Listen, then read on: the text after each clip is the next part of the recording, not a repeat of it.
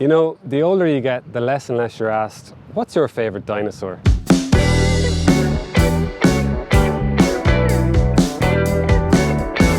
Well, this is mine.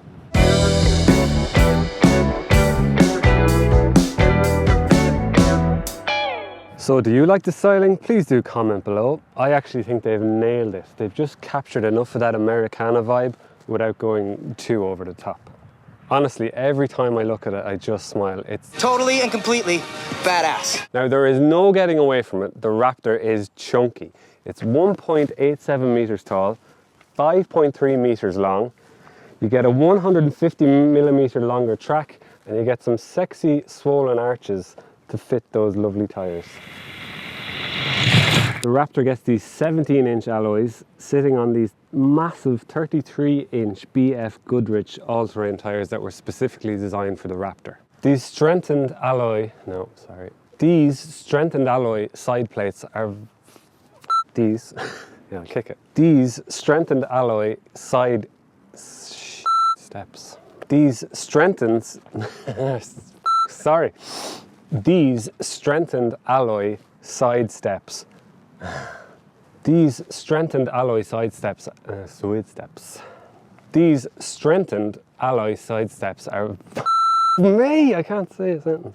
These side steps are strengthened to withstand high off-road abuse this car is likely to experience. They're also very handy for getting into something that is quite tall.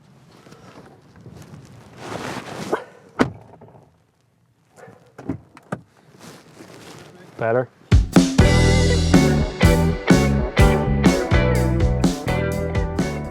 Down here you get a 2.3 millimeter steel bash plate to withstand any of those heavy off-road impacts.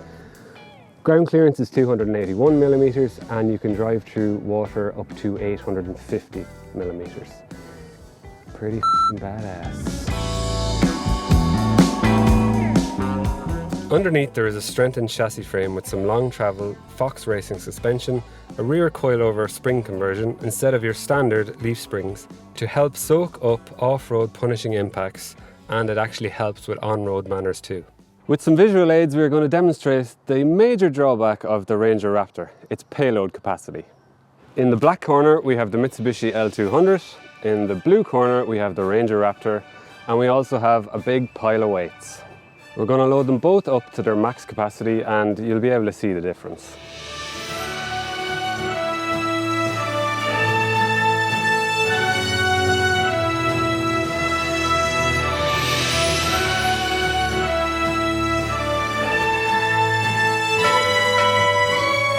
There are no more weights. The Ranger Raptor is only available in double cab.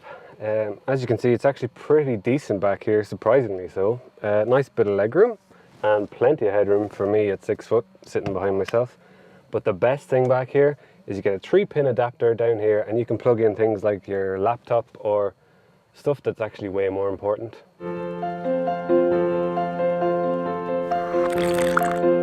As you might have noticed from the reg, this is actually a 2019 model, so it's a bit of a change of pace from the normal stuff I get, which has like 4,000 kilometers on it max. This has just over 23,000 kilometers, and it would have lived a hard life in the hands of many, many motoring journalists. Looking around the cabin, everything is held up really well. There's no scrapes or any major gouges out of it, so it seems well built anyway, that's for sure. It's also surprisingly luxurious for what is a utility vehicle. These bolstered sports seats are designed to hug you in place when you're performing some high-speed off-road maneuvers. They also look really cool covered in half leather, half suede, and they actually have electrical adjustments, and they are heated, thankfully. You also get an 8-inch touchscreen up here with like sat-nav, Android Auto, that kind of stuff. Now, it really is not the most sophisticated thing in the world, but it does the job, even if it looks a bit Windows 98. You also get a rear view camera, which is very handy in a car this big and long. So powering the Raptor is a 2-litre bi-turbo diesel with 210 brake horsepower, 500 Newton meters of torque, and that gives a 0 to 100 kilometers an hour time of 10 seconds. So it's not exactly rapid. A top spec VW Amarok will beat it to 100 kilometers an hour with a time of like 7.4 seconds, I do believe. Now you can only get the Raptor in a 10-speed automatic, which does sound like a lot, but it's fine, it works away, it's not too intrusive. It's not the greatest thing in the world, but yeah, it's fine. You do also get the option of using these flappy paddles here on the steering wheel, which are actually made out of magnesium and feel really well built, but you really don't want to be hunting through 10 gears regularly. Just let the gearbox do the work for you. The top speed is 170 kilometers an hour, which doesn't sound like a whole lot, but apparently you can do 170 kilometers across every surface in this car.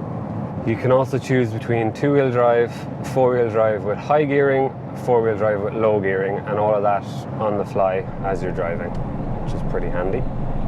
Ford have also included a terrain management system, which gives 6 different modes depending on where you're driving. So you get normal, sport, grass, gravel, snow, mud and sand, Baja, and rock. Normal mode is where you're going to do most of your day-to-day driving, and it's actually surprisingly comfortable, especially on the motorway. It sits really quietly and does 120 kilometers without any real issues. I'm guessing that's thanks to the upgraded suspension and all that setup underneath. In town, do you know what? It's actually not bad. You can maneuver around and it feels very car-like, surprisingly. Parking is another issue. It's very long, so that arse will be sticking out the back of a lot of parking spaces in Ireland.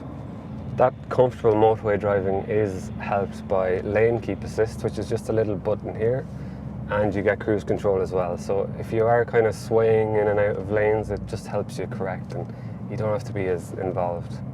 Sport mode is actually quite fun. It drives all the power to the rear wheels, ups the gearbox response, ups the engine response quite a bit, and it's actually probably my favourite mode out of them all. All the rest are self-explanatory, bar Baja, which we shall get into now. Baja mode is essentially crazy mode, really. It's named after the off-road race in Mexico, and you get a special traction control setting, which is basically off.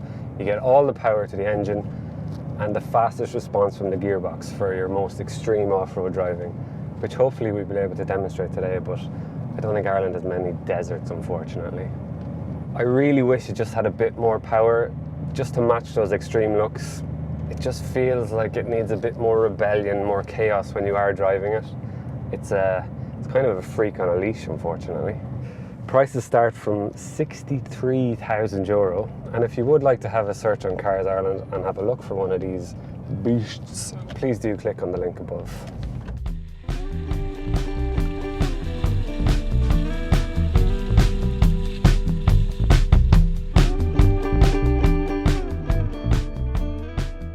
Now, I'm well aware that this thing is completely bonkers and that nobody in Ireland could ever need one.